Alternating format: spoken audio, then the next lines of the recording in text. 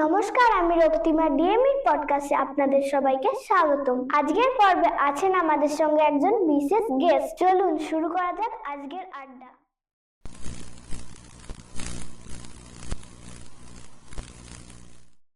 নমস্কার স্যার, আমি মৌসুমী ঘোষ। নমস্কার। নমস্কার স্যার, আমি স্বাগত দে। নমস্কার। নমস্কার স্যার, আমি প্রিয়া সারুকা। নমস্কার। নমস্কার স্যার, আমি দেবাংশু ঘোষ। নমস্কার। আর আমার পরিচয় আমি গৌতম কুমার গান্ধী। নমস্কার। আমরা 2025 কাটিয়ে এই 26-এ বললাম, আপনার 25টা কেমন গেল? 25টা মোটামুটি হাসি ঠাট্টা, অনেক প্রিয়জনকে হারিয়েছি, অনেক বন্ধু বান্ধবকে হারিয়েছি, নতুন কাজ করেছি, সব মিলিয়ে কিছু ভালো কেটেছে। সামনে 26টা যেন আরো ভালো কাটে, সেই কারণেই করবো। জীবনে কোন মুহূর্তে বুঝলেন যে এটাই আমার পথ? কখন ফিল করলেন? যখন খুব বাস্তবের মুখোমুখি হলাম, যখন কোনো কিছু খুঁজে পাচ্ছিলাম না, যখন নিজে খুব ফার্স্টেশনে চলে যাচ্ছিলাম, তখন দেখলাম যে একমাত্র থিয়েটার, নাটক যে আমাকে জীবনের মূল স্রোতে আবার ফিরিয়ে আনতে পারে। স্যার, আপনার শিল্পী হওয়াটার জার্নিটা কেমন ছিল?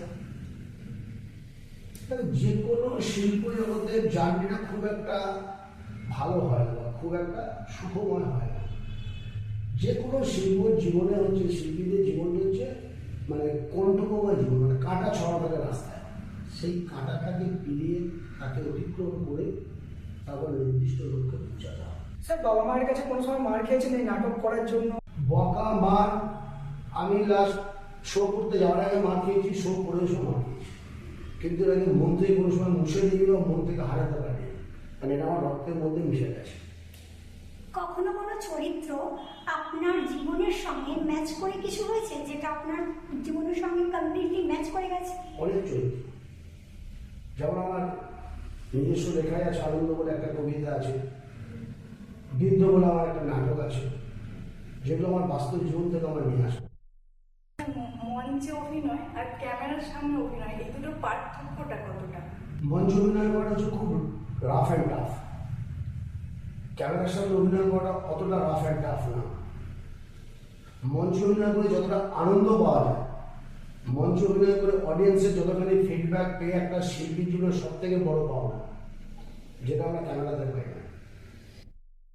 স্যার, এই যে অভিনয়ে আসার আগে, তো এই যে যেমন পরিবারকে নিয়ে চলা বা সমাজকে নিয়ে চলা, তো আপনার কাছে এটা কোনটা চ্যালেঞ্জিং ছিল, কোনটা আপনার কাছে টাফ ছিল, যে পরিবার বা সমাজকে নিয়ে আমাকে এই প্রফেশনে এসে আমাকে কাজ করতে হবে? কারণ আমাকে পরিবার তো প্রত্যেকেরই আছে, অবশ্যই। কারণ বিবাহিত জীবন আছে, কারণ মা বাবা আছে। সমাজের কাছে সবসময় নাটক বা থিয়েটার যেটা একটা করতে হবে, তাকে একটা ফিডব্যাক, একটা শিক্ষামূলক জিনিস দিতে হবে, এবং সেটা যখন আপনি করতে পারবেন, তখনই দেখবেন যে একটা ওর মধ্যে থেকে আপনার জীবনটা চলার পথে চলার জন্য, সুন্দরভাবে চলার জন্য, সেখান থেকে আপনি একটা নতুন ফিডব্যাক পাচ্ছেন, না সেখান থেকে আপনার আর্ন হচ্ছে, রোজগার হচ্ছে। কিন্তু আজকে যেটা আমি মনে করি যে আজকে আমি মঞ্চটা রোজগার করবো, একটা ক্যামেরার সামনে রয়ে যাবো, সেটা কিন্তু কোনোদিন সম্ভব হয় না। মানে সমাজকে একটা মেসেজ, সমাজকে মেসেজ দিতে হবে, একটা সোসাইটিকে একটা মেসেজ। অবশ্যই। হ্যাঁ, কিন্তু সেটা স্যার ঠিক আছে, কিন্তু আপনি যখন এলেন অভিনয় জগতে, আপনি প্রথমে নাটক দিয়ে যখন আপনি শুরু করলেন, তখন আপনার ইন্টারেস্ট বা আপনার যেটা ভালোবাসা, তারপরে আপনাকে কি ফেস করতে হয়েছে? আপনাকে পরিবারকে কি আপনার ধরুন ফ্যামিলি আছে বা আপনাকে সোসাইটি আছে, তো সোসাইটিকে আপনাকে কি চ্যালেঞ্জেস ফেস করতে হবে? আমার চ্যালেঞ্জ হচ্ছে আমার পরিবারকে, যেমন বিশেষ করে পরিবারকে বলে, আমি যখন নাটক করে আসতাম তখন তো নাটকের পয়সা ছিল না, তখন নিজেদের পকেটের পয়সাতে আমাদের বিভিন্ন জায়গায় নাটক করতে যেত। এখন যেমন কলকাতাতে বা বিভিন্ন জায়গায় নাটক করলে দুটো পয়সা পাওয়া যায়, তখন পয়সা পাওয়া যায় না। তার জন্য বাড়ির প্রতি আমার বাচ্চারা প্রেশার থাকতো, এই যে নাটক করতে যাচ্ছিস, পকেটের পয়সা খরচা করে, সেটাকে আমাদের মোকাবিলা করতে হয়েছে। আমি জীবনে যেমন একটা সব থেকে নাটকের কথা বলি, একটি রাজনৈতিক হত্যাকাণ্ড, এটা ছিল একজন তুহিন দত্ত বলে একজন মাস্টারমশাইয়ের স্ক্রিপ্ট ছিল।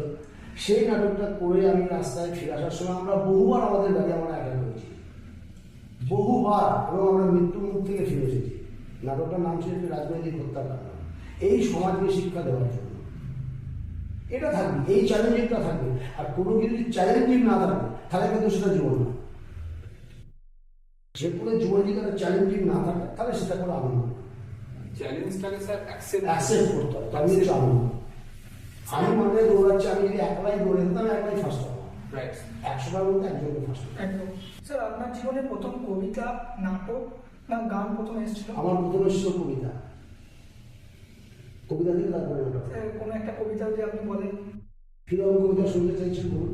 স্যার আপনার লেখা যেটা আপনি ফিল করেছেন এবং আপনি সেটা থেকে আমাদের এক্সপ্লেন করতে পারবেন যে আপনার জীবনের চরিত্রের সাথে মিল আছে।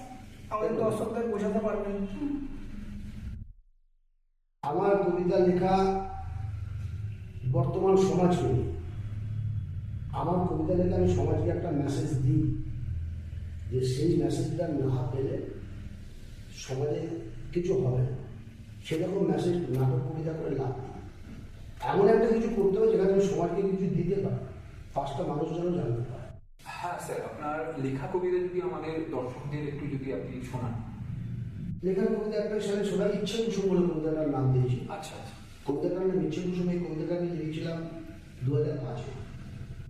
ভাবতে যা ভালো লাগে, ভাবতে যা ভালো লাগে করতে তা পারি না, লোককে যা বলতে পারি নিজে কেন করি না, চলবো ভাবি সোজা পথে চলতে তা পারি না, বলবো ভাবি সত্য কথা বলতে তা পারি না, করতে চাই অনেক কিছু করতে তা আমি পারি না, কেন যে পারি না করতে বলতে তা পারবো না, মনে ভাবি করবো সব কেন তা পারি না, মনে ভাবি ভালো আমি লোকে তা বলে না, লোকেরা যাই বলুন আমি তা মানি না, ভাবতে যা ভালো লাগে করতে তা পারি না, মনে ভাবি উড়ে যাব মেঘেদের সাথেতে, ডানা কাটা পড়ি আমি যাব কি করে।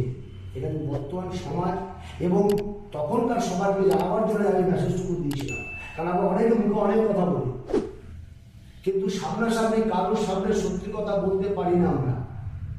এবং কেন বলতে পারি না সেটাও কিন্তু আমরা জানি, যে এই কারণের জন্য আমরা বলতে পারি না। এই যে আজকে যা কিছু লেখা বাস্তবটাকে নিয়ে লেখা।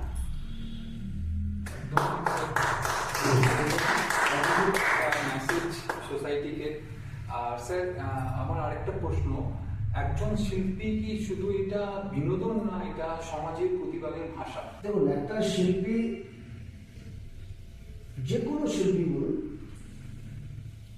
প্রথম হচ্ছে তার নিজের বিনোদন, তার নিজের আনন্দ, একদম। তারপরে হচ্ছে একটা সমাজকে একটা প্রতিবাদ জানাবার মতন, প্রতিবাদ করানোর মতন একটা চিন্তা ভাবনা তুলে ধরা। আজকে আমরা নানা নাটক করি বা থিয়েটার করি, আমরা কিন্তু প্রত্যেকটা জিনিসের কিন্তু একটা করে মেসেজ কিন্তু আমরা পাই, একটা বার্তা দেওয়া। একটা বার্তা কিন্তু দেওয়া হয়। ঠিক। সেই বার্তাটা কিন্তু সমাজের জন্য বার্তা। সমাজ কতটা গ্রহণ করবে সেটা তাদের ব্যাপার, আমরা কিন্তু চেষ্টা করে যাচ্ছি। যেমন আমাদের স্কুলের মাস্টাররা পড়াচ্ছেন একটা অঙ্ক, তিনি কিন্তু হার্ড অ্যান্ড সোল চেষ্টা করে পড়িয়ে যাচ্ছেন। ছেলেরা কতটা নিতে পারবে নির্ভর করে সেই স্টুডেন্টরা। একজন শিল্পী সামাজিক দায়িত্ব কিভাবে নেয় আর কিভাবে সে সামাজিক দায়িত্ব নিয়ে একটা মেসেজ সবাইকে দিয়ে পৌঁছে দিতে পারে এবং সমাজটাকে বদলে দিতে পারে, একটা নাটক বা শিল্পী মানে কিভাবে সেটা প্রকাশ করতে পারে। একেবারে সত্যি কথা, যে নাটকের মাধ্যমে সমাজকে পাল্টাতে গেলে একটা মানুষ কিন্তু সমাজকে একদিনে পাল্টাতে পারবে না, একটা মানুষের পক্ষে সম্ভব না।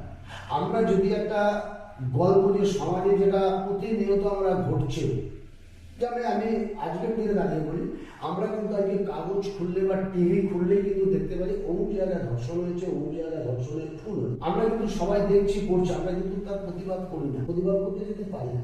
আমরা যদি কয়েকটা ছেলে মেয়ে মিলে এর একটা গল্প তৈরি করি, আমরা যদি ছোট ছোট জায়গাতে স্ট্রিট কর্নারের মতন বা স্ট্রিট শো করার মতন যদি আমরা করতে পারি, পাড়ায় পাড়ায় পাড়ায় পাড়ায়, হয়তো একদিন হয়তো 10টা লোক দেখবে, তারপর দিন 5টা লোক দেখবে। এই করতে করতে এন্ড অফ দ্য মান্থ আমরা দেখবো যে 100টা লোক কিন্তু দেখেছে।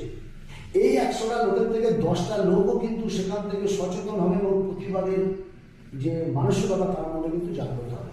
এটা কিন্তু একটা শিল্পীর বড় কাজ। একদম স্যার। আপনার কি মনে হয় নাটকের মাধ্যমে সত্যি সত্যি আমরা সমাজটাকে বদলে দিতে পারি? অবশ্যই।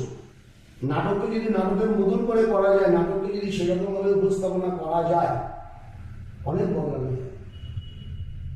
নাটক মানুষকে একটা নতুন চেতনা দেয়, নাটক মানুষকে একটা নতুন শিক্ষা দেয়, নতুন একটা পথের চাই। নাটক আমাকে একটা জিনিস স্যার আপনি কোনোদিনও পাড়ায় নাটক করেছেন? পাড়াতে তো নাটক করতে হবে প্রথমে। পাড়াতে নাটক না করলে কী করে হবে? প্রথমে পাড়াতে সেই স্কুলের মায়ের আলতা নিয়ে এসে, রং নিয়ে এসে মুখে লাগিয়ে আমরা স্কুল লাইফে নাটক তো করেছি। স্যার আপনার কথায় নাটক কি, এক কথায় যদি অ্যান্সার করা হয় তো নাটক কি? তবে এক কথায় নাটকটাকে এইভাবে বলতে গেলে যে খুবই ছোট হয়ে যায়, কারণ নাটক এমন একটা জিনিস মঞ্চের মধ্যে, নাটক যখন হবে, যদি নাটকটাকে আমরা ভাঙি, নাটক কোনো কথা নয়। আগে কিন্তু নাটকের কোনো সংলাপ ছিল না, বা সিনেমায় কোনো সংলাপ ছিল না। কথা না বলে একটা গল্পকে অডিয়েন্সকে বোঝাতে হতো, তাদের মুখাভিনয় স্যার, মুখ অভিনয় ছিল, মুখা মুখ অভিনয় বোঝাতো। আমরা যখন মঞ্চে নাটক করব, নাটকটা এমনই হবে যে অডিয়েন্স পুরো প্রিন্ট অফ সাইলেন্স, তারা মুখ বুঝে শুনে যাবে, তারা মুখ বুঝে দেখে যাবে। এটা হচ্ছে না। স্যার অনেকক্ষণ ধরে আমরা নাটক নিয়ে শুনলাম, আমাদের এরপর কবিতা নিয়ে যদি কিছু আলোচনা করা যায় তো ভালো হয়। আচ্ছা, তোমাকে আমি একটু থামলাম, আমি সরাসরি স্যারকে একটু প্রশ্ন করবো। স্যার, কবিতা আপনার কাছে প্রেম, প্রতিবাদ নাকি আত্মকথন? প্রেম। স্যার এটা কিভাবে যদি একটু বলেন? প্রেম না থাকলে কবিতা আসবে না, ভাবনা আসবে না, লেখা আসবে না। যে কোনো কবিতা পড়তে পড়তে প্রেম তৈরি হয়, কবিতার প্রতি ভালোবাসা তৈরি হয়, তারপরে নিজের মনের মধ্যে কিন্তু সেটা জাগে, তারপরেই কিন্তু লেখাটা আসে, তারপরে কি আসে ভাবনা। যে আমি কোন ভাবনা, কোন চিন্তা, কার উপর আমি লিখব, তাহলে প্রথম কি হলো? প্রেম। স্যার কবিতা লিখতে লিখতে কখনো এমন ফিল করেছেন ভেতর থেকে কান্না পেয়েছে বা মনকে নাড়া দিয়েছে? অনেকবার, অনেকবার। এমন একটা কবিতা? কবিতা লিখতে লিখতে আমাকে কাঁদতে হয়েছে, কবিতা মঞ্চস্থ করতে গিয়ে আমাকে কাঁদতে হয়েছে, কারণ চোখের সামনে দেখেছি ঘটনাগুলো, তারপরে আমার লেখা। স্যার এমন একটা কবিতা? এমন একটা কবিতা আছে, সেটা অনেক বড় কবিতা, ছোট করে একটুখানি বলি কবিতার মূল মানাটা। আমি চোখের সামনে দেখেছি এক দুটো বাচ্চা ছেলে মেয়ে, ভাই আর বোন, তারা কালী পুজোর রাত্রে যখন আমাদের প্রত্যেকের বাড়িতে আলো জ্বলে, মোমবাতি জ্বলে, প্রদীপ জ্বলে, তাদের বাড়িতে কিন্তু কিছু যায় না। তারা একবার ভাঙা একটা ঝুড়ি করতে থাকে, সেগুলো আমি চোখের সামনে দেখেছি। আমি তাদের পর আর ঘুমাতে পারিনি, কারণ সেগুলো আমায় নাড়া দেয়। আঘাত না পেলে, দুঃখ না পেলে, কেউ যদি নিয়ে ফিল না করে, তার মধ্য থেকে কোনো কিছু আসবে না। কবিতা লেখা এমন কিছু ব্যাপার না, কবিতা আপনারা লিখতে পারবেন, তার আগে আপনাকে ভালোবাসতে, আপনাকে ভাবনা চিন্তা নিতে হবে, কার উপরে লিখবো, কি লিখবো, আপনারাও চেষ্টা করতে পারবেন। কিন্তু সর্বপ্রথম হচ্ছে তার ভালোবাসতে হবে, জানতে হবে। স্যার কবিতা লেখার সময় আপনার সর্বপ্রথম ভাবনা আগে এসছে না কানে শব্দটা ভেসে এসছে আগে? আগে সে ভাবনা, শব্দ তো কানে ভেসে আসবে, শব্দ বই খুললে পেয়ে যাবো, ভাবনাটা নিতে হবে। স্যার এমন কিছু আপনার ভাবনা যেগুলো ভেসে এসছে সেগুলো যদি আমাদের কাছে শেয়ার করেন? অনেক ভাবনা ভেসে এসেছে, অনেক ভাবনা। যেমন আমারই, তাহলে আমার একটা কবিতা বলতে হয়, আমারই এক বন্ধুর, তাদের যখন গার্লফ্রেন্ডের সঙ্গে তাদের যখন সেপারেশন হয়ে গিয়েছিল, সে আমার কাছে খুব দুঃখ করেছিল, তারপরে আমার লেখা আছে। সে কবিতাটা তাহলে একটুখানি শুনে দিই যে, তুমি ভুলে যেতে পারো, পারি না ভুলিতে তুমি আমার সব, তুমি ভুলে যেতে পারো, পারি না ভুলিতে তুমি আমার সব, খেলার ছলেতে দিয়েছিলে কথা, বাঁধবো আমরা ঘর, ভেঙে গেল মোদের স্বপ্নগুলো, হয়ে গেল খান খান, তুমি চলে গেলে অন্য প্রান্তে, মাঝখানে মনুদ্যান, ভেবেছিলাম মনে আমাদের বনের ফুটবে গোলাপ কুড়ি, তুমি হয়ে গেলে অন্য ঘরণী, একা করে আজ আমি মানি। স্যার আপনার অর্থে কবিতা সমগ্র জীবনযাত্রার সঙ্গে মিলে আছে? একেবারে, কারণ আমার সঙ্গীত যে ডায়রিয়ার প্রেম, আমি যখন যা ট্রেনে বাসে যখন যেখানে যাই, আমার যেটা মনে এলো আমি সেটাকে দু কলম লিখে রেখে দিই। হয়তো সঙ্গে সঙ্গে সেটা কমপ্লিট হয় না, দু কলম লিখলাম, সেটা রেখে দিলাম, আবার হয়তো দুদিন বাদে হয়তো সেটাকে কমপ্লিট করলাম। আর একটা সময় ছিল আমার কাছে রাত আর দিন সময় ছিল। আমি যখন কাজ করতাম, কাজ করার পর আমি রাত্রি 12:30 পাঠ করে লিখতে বসতাম, ভোরবেলা পর্যন্ত আমি শুধু লিখে যেতাম। আচ্ছা, আপনার প্রত্যেকটা মানে কবিতা বা নাট্য সবকিছু কি রিয়েল স্টোরি নিয়ে একেবারে ঘটে যায়? একেবারে রিয়েল স্টোরি। রিয়েল স্টোরি একটাই কারণ, প্রথমেই যেটা আপনাদের বললাম, সমাজে কিছু বার্তা দিতে হবে, মেসেজ। সমাজে কিছু মেসেজ দিতে হবে। আচ্ছা স্যার, যেটা আপনাকে বলার ছিল যে এখনকার প্রজন্ম যারা 21st সেঞ্চুরি, আমাদের এই যে ধরুন এক কথায় বলতে গেলে আর্টিফিশিয়াল ইন্টেলিজেন্সের উপরে আমরা এখন মানে বেঁচে আছি, অনেক কিছু আমরা এক্সপেরিমেন্ট করছি। তো এখনকার যে কবিতা, যে এখনকার প্রজন্ম যে কবিতা যারা লিখছে বা তারা যে কবিতারা তারা যে সমাজের কে নিয়ে বা তারা নিজেরা যে কবিতা লিখছে, সেটাকে নিয়ে আপনার কি বক্তব্য, মানে আপনার কি ধারণা? যত দিন যাচ্ছে তত সবকিছুর পরিবর্তন হচ্ছে। একদম। আমরা কবিগুরু রবীন্দ্রনাথ ঠাকুর, সত্যেন্দ্রনাথ দত্ত, মাইকেল মধুসূদন দত্ত, ওনাদের যাদের যা কবিতা বলছে প্রত্যেকটা ছন্দ ছিল। এখন বর্তমান সমাজের সঙ্গে যুগের সঙ্গে তাল মিলিয়ে শুভ দাশগুপ্ত যে কবিতা লেখেন, সেই কবিতার মধ্যে কিন্তু কোনো ছন্দ নেই, কিন্তু শুভ দাশগুপ্তর প্রত্যেকটা কবিতাকে যদি আপনি ঠিক মতো অনুভব করতে পারেন, ফিলিংসটা নিতে পারেন, তার কিন্তু অনেক মেসেজ আছে। এখনকার বর্তমান প্রজন্ম আগেকার কবিতা কিন্তু কেউ শোনে না, খুব কম সংখ্যক ছেলেরা শোনে।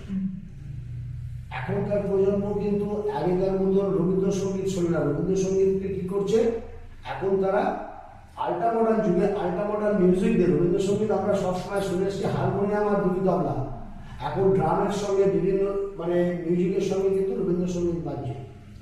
পুরোনো কবিতাগুলো তারা কিন্তু মোটিভেটেড করে এইভাবে চালাচ্ছে। এখনকার প্রজন্ম ছেলেরাও কিন্তু কবিতা ভালোবাসে, কিন্তু সবাই শুভ দাশগুপ্তর মতন স্টাইলে। শুভ দাশগুপ্তের কবিতা যদি পড়ে থাকেন আর পড়বেন, শুভ দাশগুপ্তের কবিতার মধ্যে কোনো ছন্দ নেই। আচ্ছা, ছন্দ নেই, কোনো ছন্দ নেই। যেমন আমরা রবীন্দ্রনাথের পড়েছি কুমোর পাড়া গরুর গাড়ি বোঝাই করা কলসিয়াই, হ্যাঁ, শুভ দাশগুপ্তের এই ধরনের কোনো কবিতায় ছন্দ পাবেন না। এরকম একটা যদি বলেন, ওরকম হচ্ছে কবিতা ছন্দের, গদ্য ছন্দের কবিতা। আচ্ছা। শুভ দাশগুপ্তের যা কবিতা হচ্ছে সব হচ্ছে গদ্য ছন্দের কবিতা। সেটা একটা লাস্ট প্রশ্ন ছিল, এই কবিগুরু রবীন্দ্রনাথ ঠাকুর বা কাজী নজরুল ইসলাম যে মেসেজটা ওনারা দিয়েছিলেন সমাজকে বা যেটা ওনারা লিখেছিলেন, তো বা কবি সুকান্ত, তো সেই মেসেজটা কি এখনকার যে বিপ্লবী ব্যাপার বা তখন দেশ স্বাধীন হয়নি বা দেশ স্বাধীন হওয়ার পরও একটা কিছু প্রজন্ম কবিতা লিখেছে, তারপর এখন দেশ স্বাধীন হয়েছে প্রায় 80 বছর হতে চললো, 80 বছর হয়ে গেছে, তো এখন যে প্রজন্ম যে কবিতার যে মেসেজটা সেটা কি এখনকার টাইপের, না এখনো সমাজে পরিবর্তন করার তারা একটা কিছু কবিতা লিখছে যে তাদেরকে পড়ে যে আমরা ইন্সপিরেশন হতে পারবো, ইন্সপায়ার হতে পারবো? রবীন্দ্রনাথ রবীন্দ্রনাথ, সুকান্ত সুকান্ত। রবীন্দ্রনাথের বিকল্প আঁকাটা আমাদের কাছে পাবে না। আজকে যা কিছু আমরা করেছি ওনাকে অনুকরণ করে করেছি, ওনাকে অনুসরণ করে করেছি, মেসেঞ্জার অফ গড ঠিক আছে। আজকে কিন্তু রবীন্দ্রসঙ্গীত আমরা করি, রবীন্দ্রসঙ্গীত গান, নজরুল ইসলামের কিন্তু সঙ্গীত আমরা করি, নজরুল গীতি। আজকে ওরা যেটা দিয়েছে সেখান থেকে আমরা ভাঙিয়ে চলছি। এক্স্যাক্টলি, মানে কিছু না কিছু তাদের কাছ থেকে কপি করা একটা, আজকে মানে সেটা চলেছিল বলে আজকে আমরা এই জায়গাতে দাঁড়িয়ে আছি। আচ্ছা, এরপরে আমরা আলোচনার শেষ পর্বে চলে এসেছি, তো আমরা একটা র্যাপিড ফায়ারে স্যার যাব। তো প্রথম প্রশ্নটা মৌসুমি করবো। স্যার, আপনার প্রিয় কবি? রবীন্দ্রনাথ ঠাকুর। স্যার আপনার প্রিয় নাট্যকার? মনোজ মিত্র। সেটা এক শব্দে জীবন। প্রেম। মঞ্চ না ক্যামেরা? এক কথায় মঞ্চ, এক কথায় মঞ্চ। মঞ্চের উপর জিনিস আছে, মানে মঞ্চ সাহেব আপনি কিছু একেবারে মঞ্চের উপরে জিনিস আছে। স্যার তাহলে আপনার কেমন লাগলো আমাদের সঙ্গে পডকাস্ট করে? খুব ভালো লাগলো, আবার দেখা হবে। সবাই ভালো স্যার, থাকবেন। আমাদেরও খুব ভালো লাগলো, আমারও ভালো লাগলো। আপনিও খুব ভালো 2026 থাকবেন। খুব ভালো লাগলো। নতুন বছর খুব ভালো কাটুক, ভালো কাটুক। ভালো দিন আসুক। খুব ভালো যায় এবং ভালো ভালো আমাদের কবিতা দিন এবং খুব ভালো ভালো নাটক প্রেজেন্ট আর করুন। আমাদের আশীর্বাদ করবেন যেন আমরা আরো বড় হতে পারি। আশা করি আজকের পডকাস্ট আপনাদের ভালো লেগেছে। ভালো লাগলে অবশ্যই কমেন্টে জানাতে ভুলবেন না। নমস্কার।